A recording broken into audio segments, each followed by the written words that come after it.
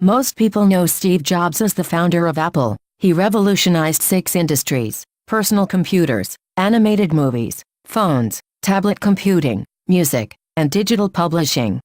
His spiritual side is not as well known. Growing up, Jobs had a Lutheran upbringing. When he was 13, he saw an article in Life magazine about starving children in Nigeria. He challenged church leadership on the idea that God knows everything, asking if God knew what was going to happen to those children, and when they didn't have a good answer, he quit the church. Reflecting back on it later, he said that religion was best when it emphasized spiritual experiences rather than received dogma. The juice goes out of Christianity when it becomes too based on faith rather than on living like Jesus or seeing the world as Jesus saw it. I think religions are different doors to the same house. He moved on to studying and practicing the tenets of Zen Buddhism. In 1972, Jobs found himself influenced by Be Here Now, by Ram Dass, Zen Mind Beginner's Mind, by Shunryu Suzuki, Autobiography of a Yogi, by Paramahansa Yogananda, Cutting Through Spiritual Materialism, by Chögyam Trungpa.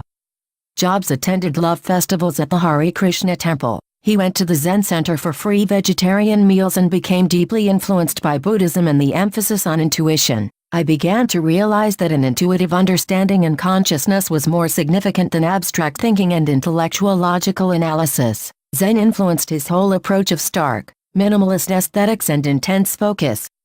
His intensity, however, made it difficult for him to achieve inner peace. His Zen awareness was not accompanied by an excess of calm, peace of mind or interpersonal mellowness.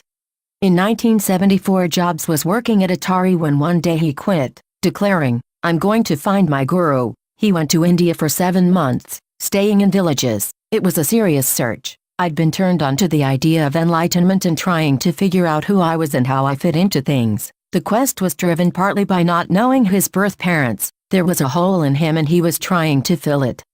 While in India, the focus of his trip changed from finding a guru who could impart wisdom, to seeking enlightenment through ascetic experience, deprivation and simplicity. Upon his return, he meditated and studied Zen morning and night, and in between, he audited physics and engineering classes at Stanford.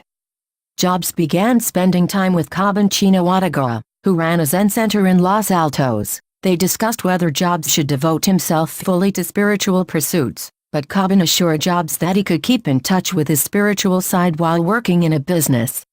Jobs went on to a course of primal scream therapy that improved his confidence and reduced feelings of inadequacy. He believed he could impress that feeling of confidence onto others and push them to do things that they hadn't thought possible, leading them to think different.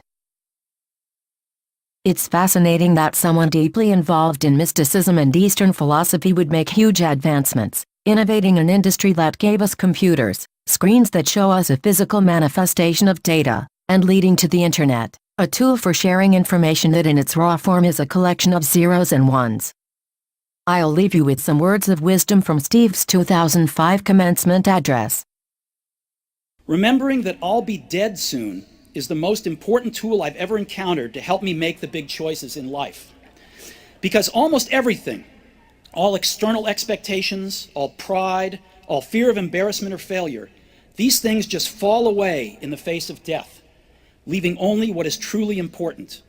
Remembering that you are going to die is the best way I know to avoid the trap of thinking you have something to lose. You are already naked. There is no reason not to follow your heart.